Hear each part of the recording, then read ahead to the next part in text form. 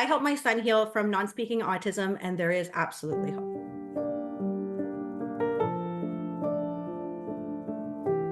She's like, yep, your son is beautiful, perfect in every way. And as she was looking at him within like literally 5 minutes of meeting him, she's like, I'm pretty sure that he has autism. And I was just like, excuse me? And I literally left there like bawling. Sorry, I think every time we talk about it, we get a little emotional, right? And I remember like that weekend was like the worst moment of my life, to be honest. I sat with my mom. I'm pretty sure I drank like an entire bottle of wine. And I was just like, okay, what are we gonna do? It was absolutely devastating. I felt very helpless. Honestly, disempowered is probably an understatement because nobody gave me any insight or pamphlet or direction or connection. I literally had to go home and wait. And so here I was waiting with my little boy, like thinking he's just the most perfect thing in the world or perfect being in the world. And he was my first child. So you can imagine it's like really the end of the world. And I'm just waiting for some sort of insight. That was when I had a call after that said, we're going to put you on the list for this new therapy. And I was like, okay, what is this? And it was like when iPads were literally just hitting the market. And so they were like, well, it's called speech communication therapy. And I was like, so I guess now we call this the AAC machine, right? But there's a 12-month wait. My son, line toys up. He was not just nonverbal, he was non-speaking. He had stopped making all noises. And he was not, like when I say like non-communicative, he wouldn't even acknowledge someone in the room. Like he was just walking aimlessly, picking things up, throwing them. He had pica with hair. Like he used to like pick at hair and like just eat it. And this was really worrisome to someone who's never seen this type of behavior before. And then the worst came when we actually went away for a trip. He was he was a little over 2 at that time, and literally almost got hit by a car because he ran away from me. And that feeling of like, wow, like this is scary. So we had to buy a leash. And I so feel for moms who are like walking around, they make these leashes look really cute, but it's almost embarrassing. But my son was in the category of, it was hard because it was like he wasn't there. He wasn't aggressive. He did line things up and stack things and obsess over things. And I mean, heaven forbid we took away his blue blanket, but it was like he wasn't there. Like he was a shell. Like this little boy was walking around his sister and didn't have a clue that she was even in existence. So it was really hard. Honestly, it was really dark. I was very lucky that I misspelled something in the internet, and all of a sudden I ended up on a blog that was like a mother who was saying that she was healing her child's nonverbal autism. And I was just like, what is this? And this was something that everybody had told me this is not possible. And when you are holding on to so much hope to see your child speak to you, to be safe. My son had so many infections. Like I think that in his life, he probably had, before the age of 5, about maybe 6 to 7 rounds of antibiotics for chest infections. At one point he had kissing tonsils. It was so bad he went to take like a mouthful of Tylenol, and he literally like choked on it. Like we had to rush him to emerge. Like these are the things that a lot of families don't realize happens in the background, inside the home of families with kids with autism. And I misspelled something and ended up in a whole different world that really questioned and challenged my world. I had no idea what I was doing. I just knew that this girl who had like offered this new knowledge, taken the blinders off, and now I know how to research. Now the whole world of the microbiome opened up to me. And so I began to research the microbiome, not autism. And this changed everything for us. And I learned about nutritional deficiencies, and I realized quickly that my lack of knowledge, I had to become a beginner again.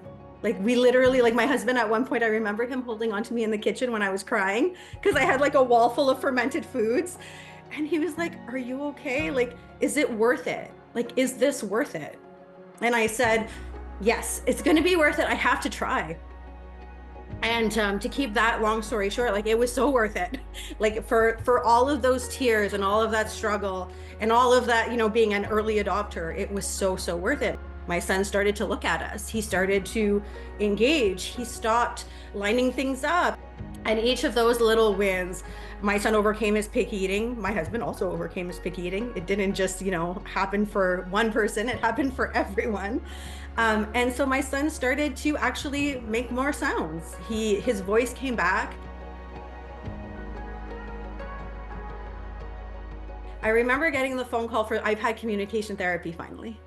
And I was just like, I had completely forgotten about it at this point. Even though it was so catalytic, I completely forgot about it. And then she's like, oh, we have a spot for you now. And I said, you know what? My son is actually speaking in full sentences and you can give my spot to somebody else. And the girl on the other line was just like, she's like, I've never taken a phone call like this. Fast forward to seven and a half, we went into that doctor's appointment and she released us from all care, told us we didn't need a diagnosis. And my son, to me, still would have been considered high functioning. And then when he hit between the ages of like 9, 10, 11, and 12, it was like the emotional intelligence matched all of the gains he'd done academically, socially. And my son you would never know that meeting him. He's very social. He leads D&D campaigns and has literally 3 different groups of friends that he goes and hangs out with. He academically holds an A average in a mainstream high school. He is absolutely engaged and he can I remember thinking this child, they told me, would need a caregiver someday. And he's the one watching his sister and taking care of the animals. And he's in charge. Like, I can leave him at home easily overnight if I wanted to. So he's a completely different human being that would never have been able to step out of his shell if we hadn't done what we did. My name is Dante. I am 15, turning 16 on July 23rd. School is going pretty great. I've made lots of friends, like my friend Clay, my friend Salem, my friend Sandy. Lots of my friends have the name to start with the letter S. I have math, science, history, and drama this semester, and I'm doing all decently well. Homework has been a bunch, but other than that, it's been going pretty good. I'm interested in a lot of stuff like drawing, video games, just a whole bundle of things.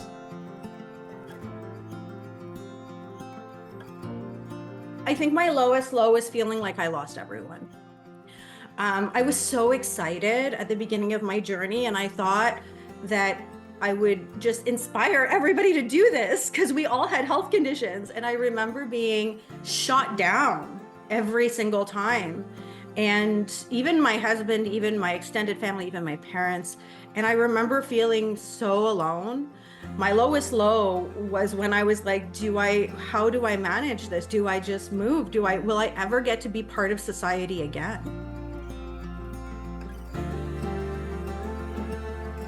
I remember, so he graduated grade 8, and I remember him getting his awards. So he graduated on the honor roll, and they called your name up in the church, and they were like, oh, and Dante is a respectable citizen, and they give this little spiel. And then he ended up winning 2 other awards, one in French, which is hilarious. This is the child who didn't speak, right? Is now winning an award in a different language. And then he won an award that was from a little girl who had passed away. And it was it was an award of where a student helps other students when they're struggling.